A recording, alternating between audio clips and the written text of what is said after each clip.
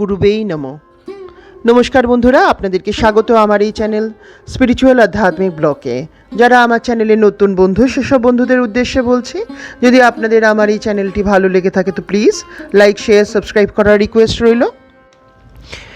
সনাতন ধর্মে একাদশীর উপবাসে ভগবান বিষ্ণুর আশীর্বাদ লাভের সর্বোত্তম উপায় হিসাবে বিবেচনা করা হয়। সারা বছর ধরে 24টি একাদশীর প্রত্যেকটির বিশেষ বিশেষ গুরুত্ব আছে।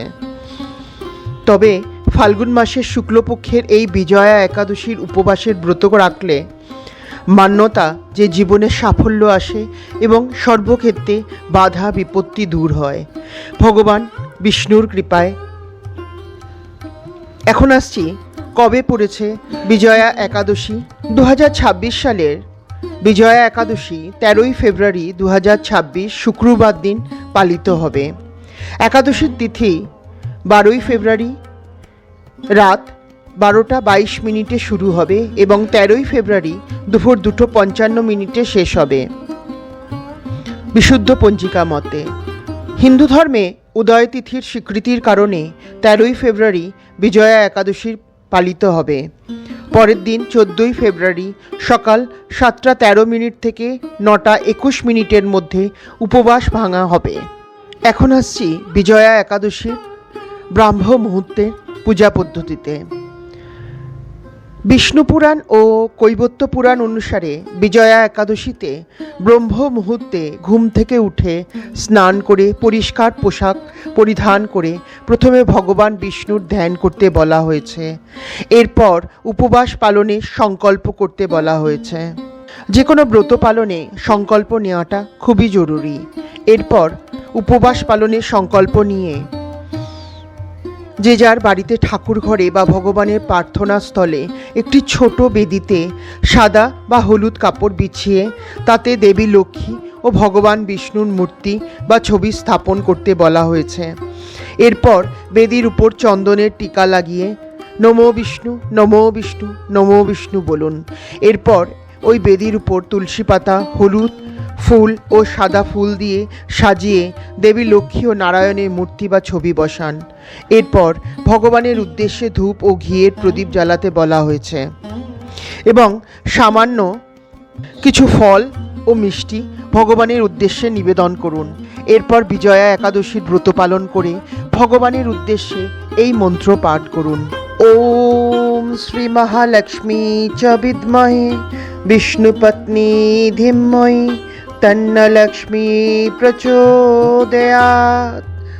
ওম শ্রী মহালক্ষ্মী চ বিদ্মহে বিষ্ণুপত্নী ধীমহি তন্ন লক্ষ্মী প্রচোদয়াৎ। ওম শ্রী মহালক্ষ্মী চ বিদ্মহে বিষ্ণুপত্নী ধীমহি তন্ন লক্ষ্মী প্রচোদয়াৎ। এরপর ওম নমো নারায়ণ, ওম নমো নারায়ণ, ওম নমো নারায়ণ, ওম নমো নারায়ণ, ওম নমো নারায়ণ। এর অর্থ হলো, আমাকে সর্বশ্রেষ্ঠ দেবীর ধ্যান করতে দিন, যিনি ভগবান বিষ্ণু স্ত্রী। আমাকে উচ্চতর বুদ্ধি দিন এবং দেবী আমাকে প্রাচুর্য ও সমৃদ্ধি দান করুন। এবং হে ভগবান বিষ্ণু, হে নারায়ণ, তোমার চরণে শত কোটি কোটি প্রণাম। যেহেতু একাদশীর ব্রত, এরপর দেবদেবীর আরতি করুন এবং তারপর মাতা লক্ষ্মী ও নারায়ণের চরণে তুলসী মঞ্জুরি দিন এবং চন্দনের তিলক দেবদেবীর পায়ে দিয়ে সেই তিলক বাড়ির সবার কপালে দেবতার আশীর্বাদ স্বরূপ পরিয়ে দিন। এরপর পুজো শেষে যদি সম্ভব হয় দরিদ্র, ব্রাহ্মণ ও দুস্থদের দান করতে বলা হয়েছে। যেহেতু একাদশীর উপবাস, তাই সাত্ত্বিক আহার নেওয়াই গ্রহণযোগ্য। পদ্মপুরাণ ও স্কন্ধপুরাণে বিজয়া একাদশীর কথায় উল্লেখ আছে যে ভগবান শ্রীরাম লঙ্কা জয় করার আগে বিজয়া একাদশীর উপবাস পালন করেন।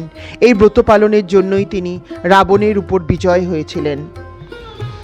তাই এই উপবাস করলে সোনা, জমি, খাদ্য এবং গরুদানের সমান পুণ্য পাওয়া যায় বলে স্কন্ধপুরাণে বলা হয়েছে। এবং পুরাণে আরও উল্লেখ আছে, এই দিন পরনিন্দা, ক্রোধ এবং ঘৃণা থেকে বিব্রত থাকতে বলা হয়েছে। কালো পোশাক পরা একাদশীর দিনে নিষিদ্ধ। রাতের বেলা ভগবান বিষ্ণুর নাম, স্তব গান, জপ, গীতা, পুরাণ পাঠের কথা বলা হয়েছে। ভগবান বিষ্ণুর চরণে এবং মাতা লক্ষ্মীর চরণে শত কোটি কোটি প্রণাম জানিয়ে আজকের এপিসোড এখানেই শেষ করছি। আপনাদের যদি আমার এই চ্যানেলটি ভালো লেগে থাকে তো প্লিজ লাইক, শেয়ার, সাবস্ক্রাইব করার রিকোয়েস্ট রইল। নমস্কার।